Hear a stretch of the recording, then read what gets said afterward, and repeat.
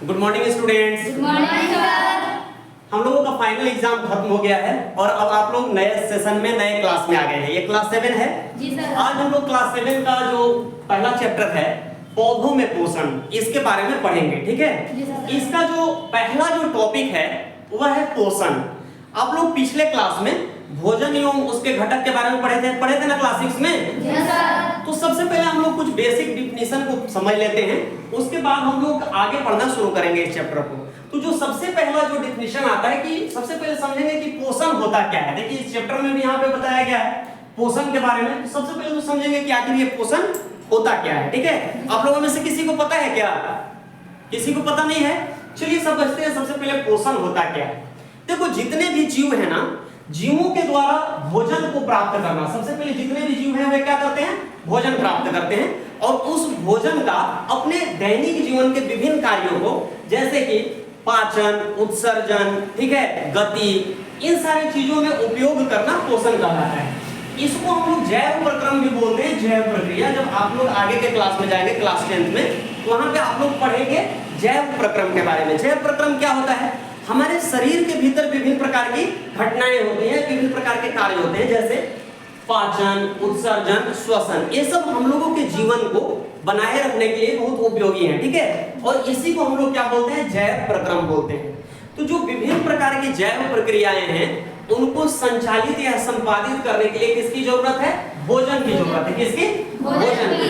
तो यही भोजन को लेने और विभिन्न प्रकार के जैव प्रक्रियाओं को में उसका उपयोग करने की प्रक्रिया क्या कहलाती है? पोषण। समझ में आ गया सबको? जी सर। किसी को कोई दिक्कत नहीं सर। चलिए आगे देखते हैं। अब जो भोजन हम लोग लेते हैं, भोजन का क्या कार्य है? हम लोगों के शरीर में भोजन जाके क्या कार्य करता है? ठीक है, तो भोजन से हम लोगों को ऊर्जा मिलता है। क्या मिलता है? ऊर्जा। मतलब भोजन हम लोगों के शरीर को विभिन्न कार्यों को संपन्न करने के लिए हमारे शरीर को क्या प्रदान करता है? ऊर्जा प्रदान करता है। क्लियर है? जी सर। आगे देखिए, अब पोषक तत्व क्या होता है? हम लोग समझते हैं कि ये पोषक तत्व क्या है। ठीक है, देखो जो भी भोजन हम लोग खाते हैं ना, या कोई भी जीव जो भोजन खाता है, वह भोजन विभिन्न प्रकार के घटकों से मिलकर निर्मित होता है। ठीक है, वे घटक क्या हैं? तो वे घटक है कार्बोहाइड्रेट, दूसरा है प्रोटीन, वसा, विटामिन, खनिज लवण। तो ये जो घटक हैं, ये सारे घटक किसमें होते हैं? भोजन में। तो भोजन के ये जो घटक हैं, इसी को हम लोग क्या बोलते हैं? इसी को बोलते हैं पोषक तत्व। क्या बोलते हैं? पोषक तत्व। आप लोग बता सकते हैं भोजन के घटक का नाम बोलिए तो? पहला क्या है? कार्बोहाइड्रेट। पहला क्या है? कार्बोहाइड्रेट। दूसरा प्रोटीन। तीसरा विटामिन। चौथा, खनिज लवण। इन सब को हम लोग क्या बोलते हैं? पोषक तत्व। इनको क्या बोलते हैं? पोषक तत्व। ठीक है, वेरी गुड। ठीक है, ये जो पोषक तत्व हैं, ये पोषक तत्व जो कोई भी जीव है उसके विभिन्न शरीर के द्वारा विभिन्न कार्यों को करने में क्या करते हैं? मदद करते हैं या आवश्यक है। क्लियर है? जी सर। तो यहाँ तक की बात सबको अच्छे से समझ में आ गई जी सर। कि पोषण क्या होता है। ठीक है, फिर भोजन के घटक कौन कौन से हैं या पोषक तत्व क्या हैं, ये सारी बात समझ में आ जी गई। सर। अब देखो जो नेक्स्ट टॉपिक हम लोगों को होगा उसमें हम लोग पौधों में पोषण के बारे में पढ़ेंगे। जो पौधों में पोषण की प्रक्रिया है उसको क्या बोलते हैं? किसी को पता है क्या कि पौधा अपना पोषण कैसे करते हैं? उस प्रक्रम को हम लोग क्या बोलते हैं?